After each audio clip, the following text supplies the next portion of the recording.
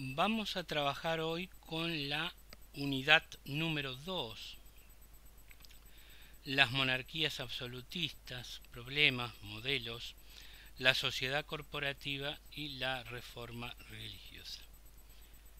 Vamos a trabajar particularmente el tema del surgimiento del Estado moderno.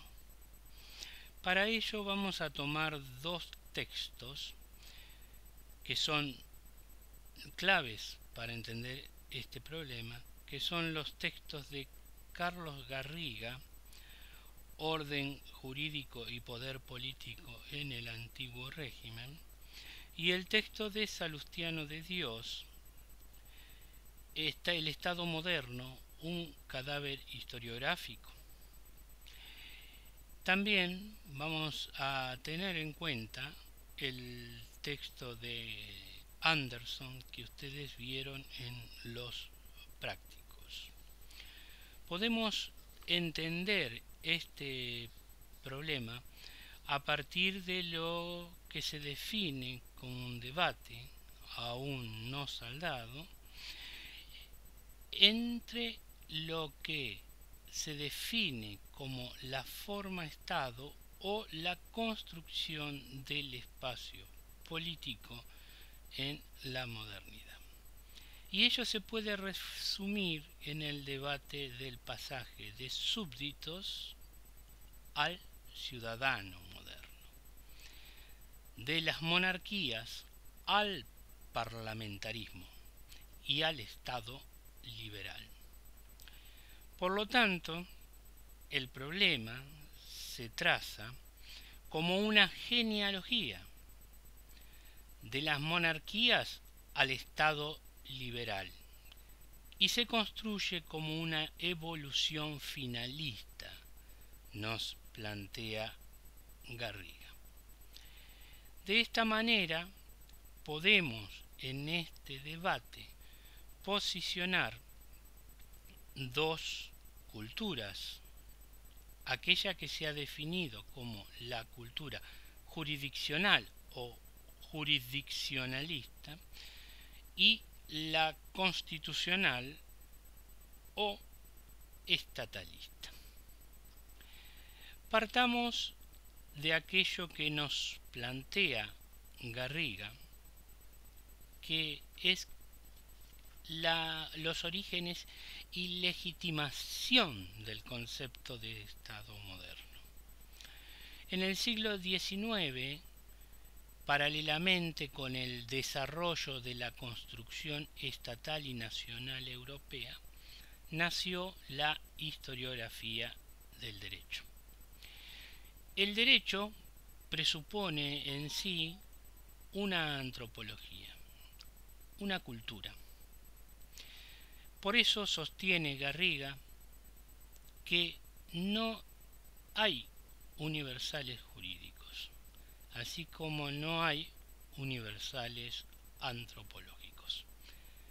En otras palabras, lo que Garriga nos quiere significar aquí es que existieron diferentes culturas políticas fruto de diferentes formas de organización de la sociedad y del poder político. Debemos plantearnos el problema de las razones del derecho a la coerción de unos pocos sobre el resto de la población y que este proceso ha necesitado siempre de unos argumentos que le sirvan como legitimación, como estructuras legitimantes. De esta manera se produce la concepción del que el mundo occidental contemporáneo surgió de las revoluciones burguesas y ese logro da por resultado el monopolio de la fuerza legítima por determinado espacio, que es el espacio político. Es decir, un proceso de concentración del poder político disperso en el cuerpo social y ahora confluyendo en un único polo. Esta concepción puede ser representada fácilmente por aquel que es su máximo exponente, es decir, Max Weber. Max Weber consideró que hay un proceso de expropiación que se concretó en la construcción del Estado-Nación y que exigió una operación ideológica en la cual la historia, como sierva de la ideología liberal y burguesa, asumió la tarea de naturalizar la idea estatal. Un exponente dentro de la historia es, por ejemplo, Ranke, para quien los estados eran creaciones originales del espíritu de la humanidad. Es decir, lo que existió es un proceso de invención de una tradición, paralela a la construcción histórica de una identidad nacional de estos estados contemporáneos, realizando una operación de ordenación, en principio de la realidad jurídica, a partir de una división plena entre lo público y lo privado, como dos polos irreductibles y en permanente contradicción, que tienden a pasar y a proyectar hacia el pasado los rasgos salientes de un modelo jurídico y político que construye ese Estado. El poder político así concentrado en una instancia definida como Estado se contrapone a otra instancia que es la sociedad civil. En una imperaría el interés público en el Estado y en otra imperaría los intereses privados, la sociedad civil. Y cada una referiría a regímenes jurídicos propios, lo que se define en Occidente el derecho público y el derecho privado.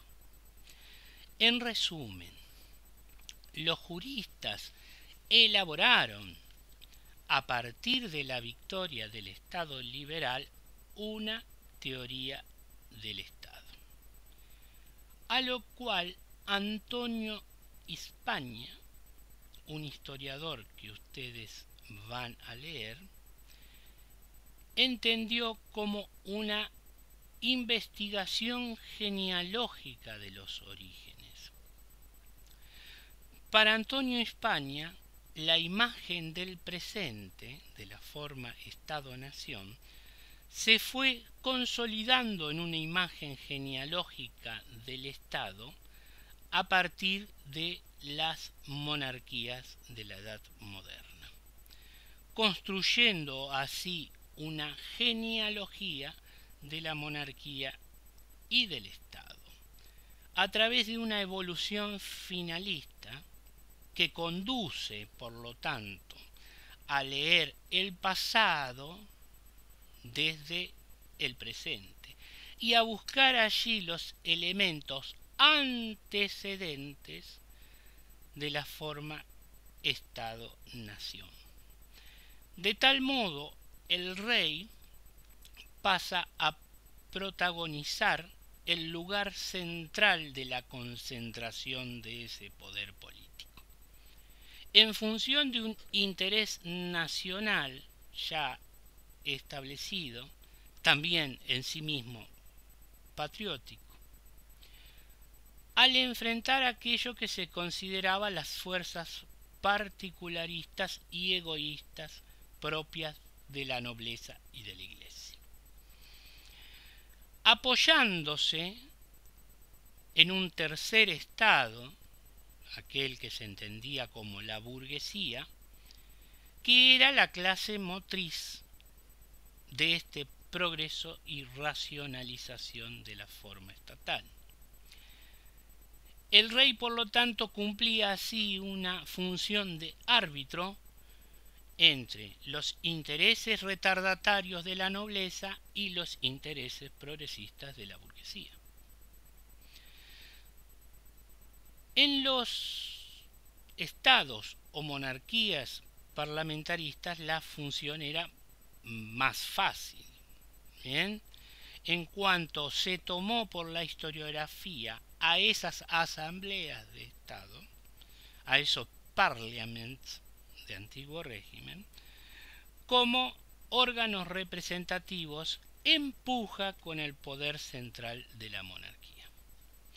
A todo este complejo conjunto de problemas le llamamos paradigma estatalista.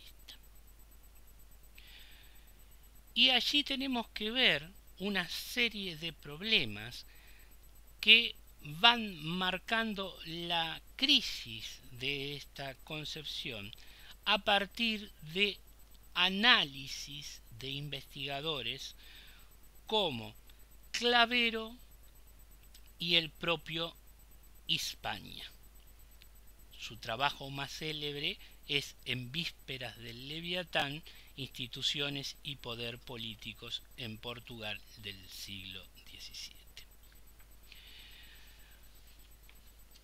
Algunos juristas italianos continúan utilizando la concepción de Estado moderno, empleada desde el siglo XIX para designar lo que consideramos hoy Estado jurisdiccional. El uso de este concepto, Estado moderno, bien, no está exento de problema, y es lo que ustedes pueden advertir en el trabajo de Salustiano de Dios. Ahora bien, la categoría Estado, según Garriga, anota la especificidad en sí misma de la modernidad. Obliga a marcar una discontinuidad, una ruptura entre lo medieval y lo moderno, y plantea entonces el problema de la génesis del Estado por lo común en sus orígenes medievales, sobre todo para precisar el sentido de ese cambio. ¿Cuánto de esa ruptura? Entendiendo ello como las novedades del mundo moderno y ligándolo esencialmente a aquello que será su conclusión finalista, el Estado-nación. Las investigaciones de los últimos años, sin embargo, han puesto en claro que no hay rupturas esenciales, sino más bien superposiciones, y que en la Edad Moderna no desaparece completamente lo medieval, sino que se superponen otros aspectos. Garriga sostiene entonces a la necesidad de distinguir entre elementos estatales y no estatales en las formaciones políticas modernas, para verlos más bien como escenarios de un proceso de integración corporativa que permite la formación de unidades mayores sin disolución de las menores a su interior, y que da lugar a lo que actualmente definimos como monarquías compuestas, características de la Europa moderna. De esta manera, muchos de estos elementos han sido considerados supervivencias medievales y que tienden a desaparecer lentamente en la edad contemporánea. De esta manera, el discurso del Estado moderno, tal cual lo plantean los estatalistas, contienen algunas palabras claves del léxico historiográfico sobre el cual nosotros nos movemos. Tales resultaron, por ejemplo, la palabra ley, administración, burocracia, que se encadenan a la construcción que denota una concepción voluntarista del derecho, ausente la misma en el mundo precontemporáneo, donde la idea del origen del poder estaba esencialmente ligado a lo divino, es decir, a Dios. Por lo tanto, al trazar esa genealogía, estamos olvidando los principios constitutivos culturales de las sociedades modernas. Un ejemplo para ello claro es el modelo absolutista provisto por Anderson, que ustedes han visto en los prácticos. Para esta concepción de Anderson, bien, ahí tienen su definición y cómo aparecen los elementos que yo les dije anteriormente, vemos que la construcción concluye con la conceptualización de que en el mundo contemporáneo se produjo la liberación del Estado, entendida como conclusión de este absolutismo, legitimando así de esta manera el Estado liberal, como instrumento de las libertades modernas, y que concluye con una perfecta correspondencia en el plano político con la secuencia Edad Media, sociedad sin Estado, Edad Moderna, sociedad con Estado absoluto, y Edad Contemporánea, sociedad con Estado liberal. El papel del Estado, como afirma Garriba, es productor entonces de cultura estatal, pues como vemos también es finalista, porque selecciona y organiza el material histórico para dar como resultado el encadenamiento de la forma Estado, así como lo plantea el propio Anderson con sus elementos.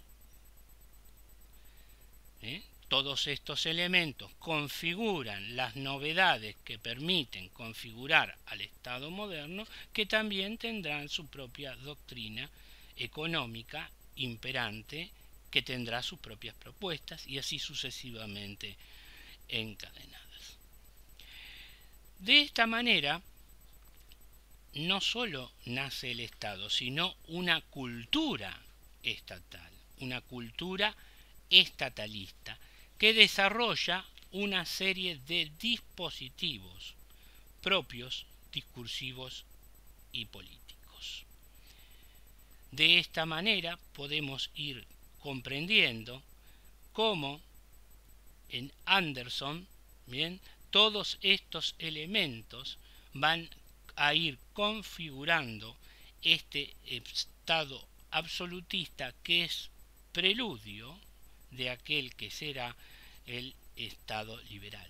Por eso es lo que llamamos a esta cultura como cultura estatalista.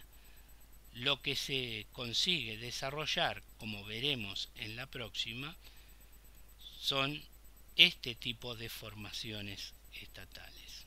Bien, acá tienen ustedes el imperio de Carlos V, bien, que tiene muy poco que ver con la posibilidad de observar una soberanía en un territorio definido. Más bien son herencias o posiciones dinásticas que se van uniendo una con otra, con alguna concepción fortuita, que dio por resultado este imperio al cual nosotros vemos aquí de manera resumida, pero tenemos que tener en cuenta también sus dominios en América.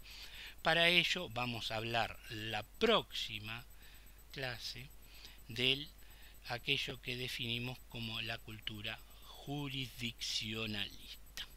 Muchas gracias.